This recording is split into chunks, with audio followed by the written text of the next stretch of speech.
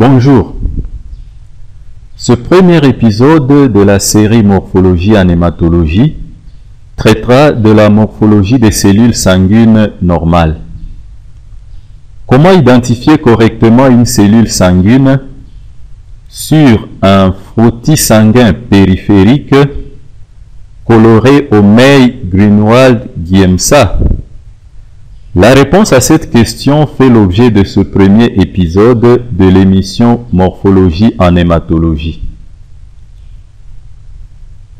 Quels sont les éléments d'identification des cellules sanguines périphériques?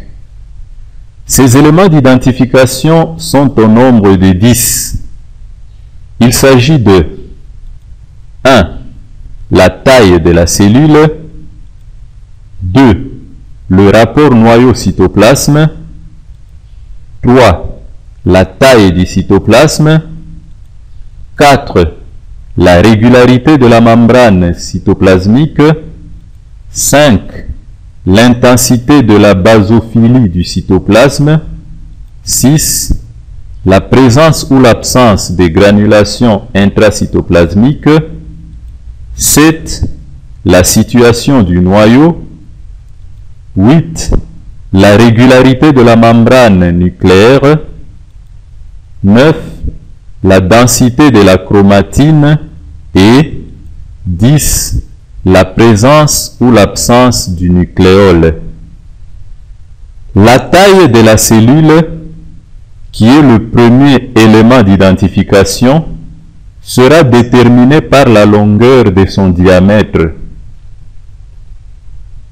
Nous pouvons également évaluer la taille d'une cellule par rapport à celle du globule rouge.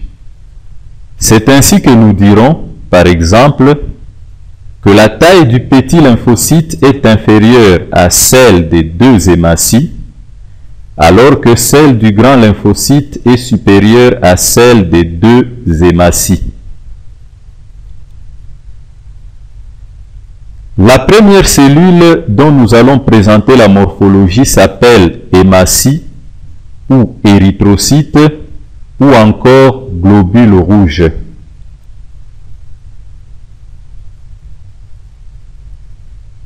Une hématie est une cellule anucléée ayant la forme d'un disque biconcave. Au centre de l'hématie, on a une zone plus claire correspondant à la concavité de la cellule. Cette zone centrale est plus claire car elle est pauvre en hémoglobine. En effet, l'hémoglobine se répartit de façon majoritaire en périphérie de la cellule. Il est possible de mesurer au micromètre le diamètre d'un globule rouge. Le diamètre normal varie de 6,7 à 7,7 micromètres, soit une moyenne de 7,2 micromètres.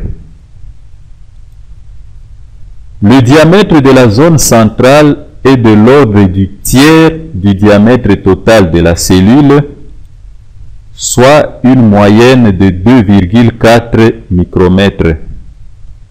À l'état normal, le globule rouge ne contient pas d'inclusion intracellulaire visible. Sur un frottis mince, coloré au May-Grunwald ou à la coloration de Wright, on voit les hématies comme de petits éléments sans noyau, de couleur rose, ayant l'aspect d'un disque, avec une membrane cytoplasmique régulière et un petit centre plus clair dont le diamètre est de l'ordre du tiers du diamètre total de la cellule.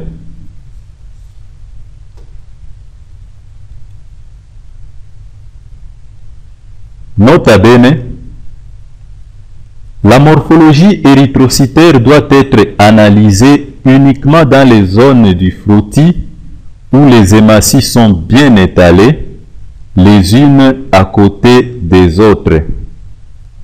Je le répète, la morphologie érythrocytaire doit être analysée uniquement dans les zones du frottis où les hématies sont bien étalées les unes à côté des autres. Une population normale des globules rouges est uniforme en taille, en couleur et en forme. À l'état normal, le globule rouge ne contient pas d'inclusion intracellulaire visible. Les lymphocytes. Les lymphocytes sont des cellules avec noyau plus ou moins arrondi. Selon leur taille et leur morphologie, on distingue les petits lymphocytes, les grands lymphocytes et les grands lymphocytes avec granulation cytoplasmique. Le petit lymphocyte. La taille d'un petit lymphocyte est légèrement inférieure à celle des deux globules rouges, soit un diamètre de 9 à 12 micromètres. Son noyau est arrondi ou ovalaire et occupe presque la totalité de toute la cellule. Le rapport noyau-cytoplasme y est de 0,8 à 0,9. Le cytoplasme du petit lymphocyte est réduit, mince, avec une membrane régulière et une coloration bleu-gris, ce qui signifie que la basophilie y est peu intense. Le petit lymphocyte ne contient pas de granulation intracytoplasmique. Le noyau du petit lymphocyte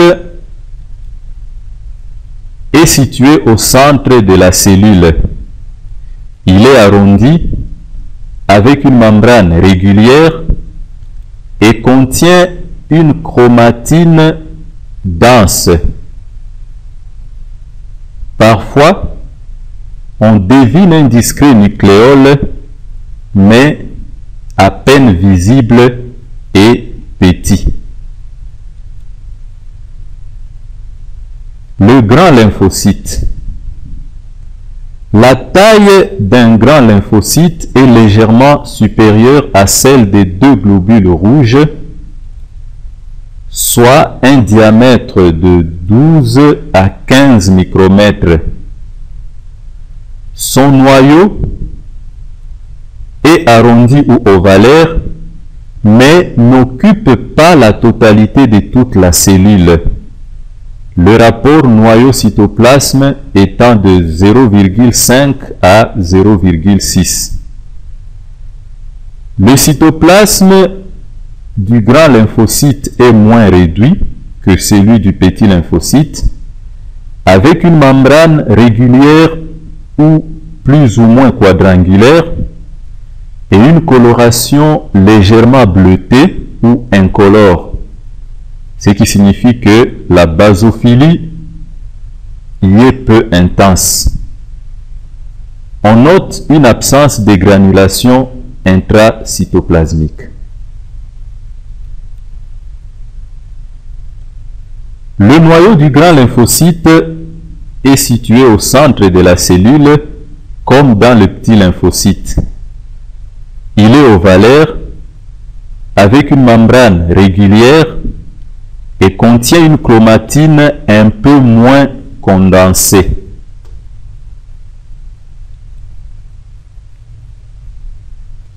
Sur ce frottis, on peut facilement distinguer le grand lymphocyte que voici du petit lymphocyte que voilà.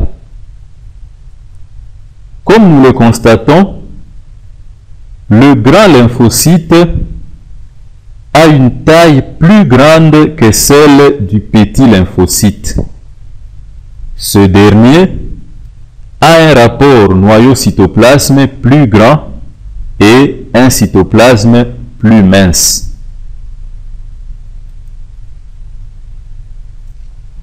Le grand lymphocyte granuleux.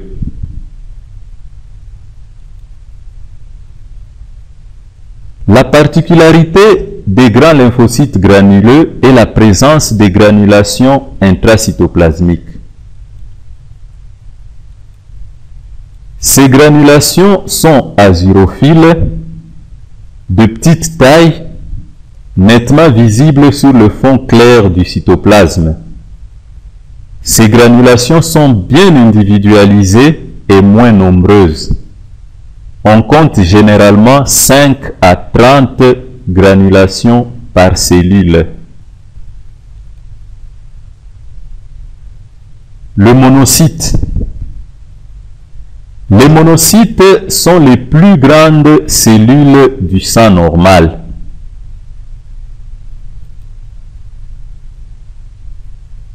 Leur diamètre varie de 18 à 25 micromètres, ce qui équivaut à une taille de 3 globules rouges.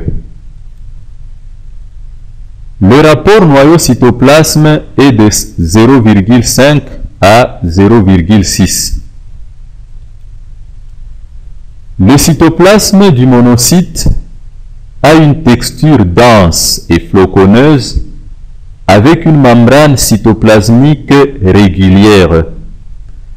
Le cytoplasme du monocyte est de couleur gris-bleu et contient des granulations azurophiles qui sont à peine visibles dans 3/4 des monocytes sanguins normaux.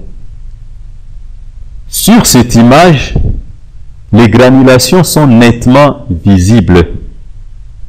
Les vacuoles cytoplasmiques sont inconstantes. Elles peuvent être isolées, comme ici, ou regroupées, comme là.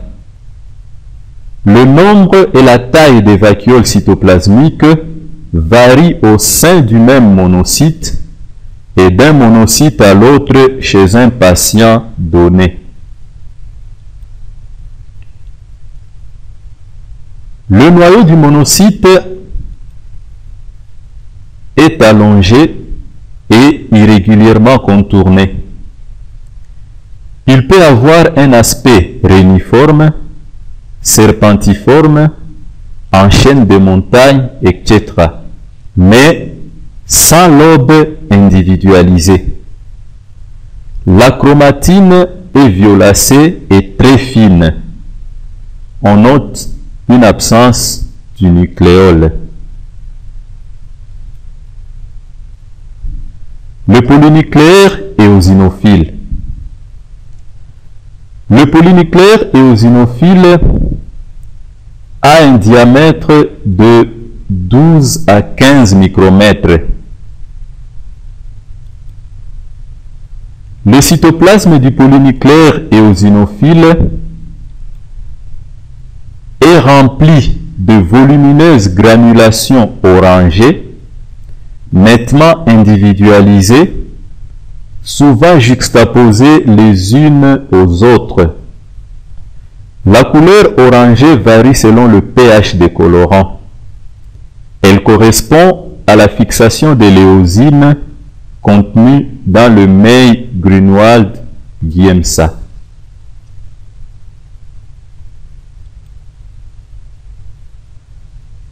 Le noyau du polynucléaire éosinophile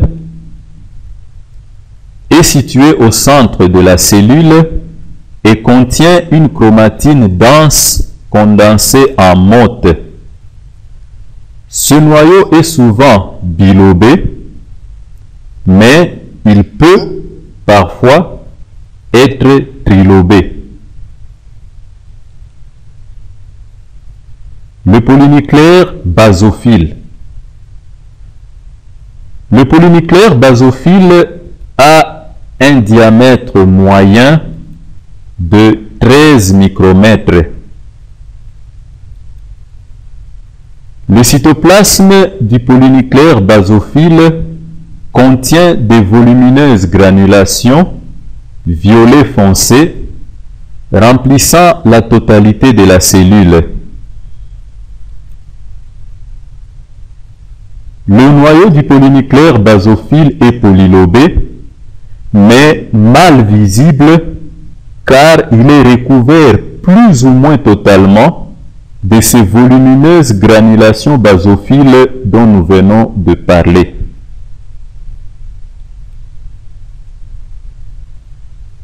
Le polynucléaire neutrophile.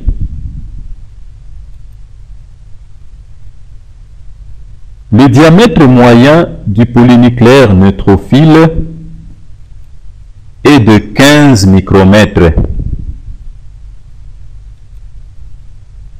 Le cytoplasme du granulocyte neutrophile est abondant et contient de nombreuses granulations brunes sur fond clair discrètement rosé. Les granulations neutrophiles sont nombreuses, plus ou moins nettement visibles et plus ou moins nettement individualisables. Chez un patient donné, il existe, à l'état normal, de petites différences dans le nombre et la coloration des granulations d'un polynucléaire neutrophile à l'autre.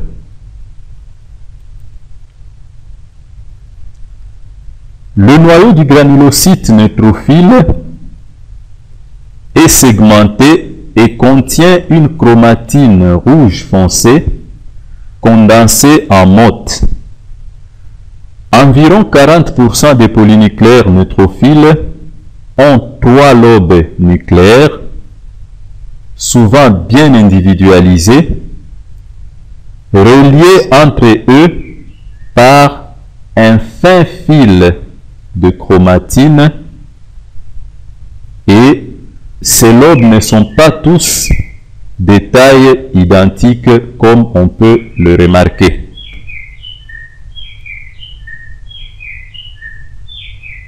Au maximum, 2% des polynucléaires neutrophiles du sujet sain ont 5 lobes, comme ici, ou plus de 5 lobes, comme là.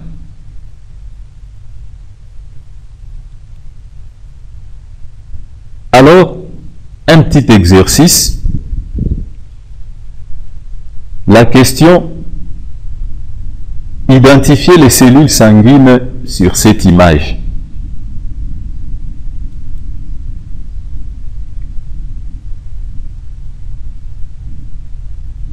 Sur cette image, nous avons plusieurs types de cellules sanguines. Nous avons d'abord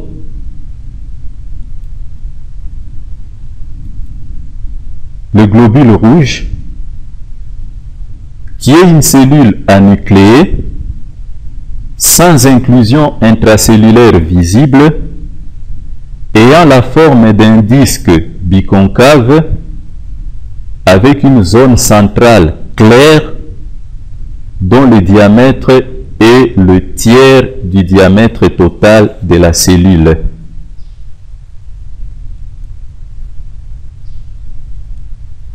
Nous avons le polynucléaire éosinophile,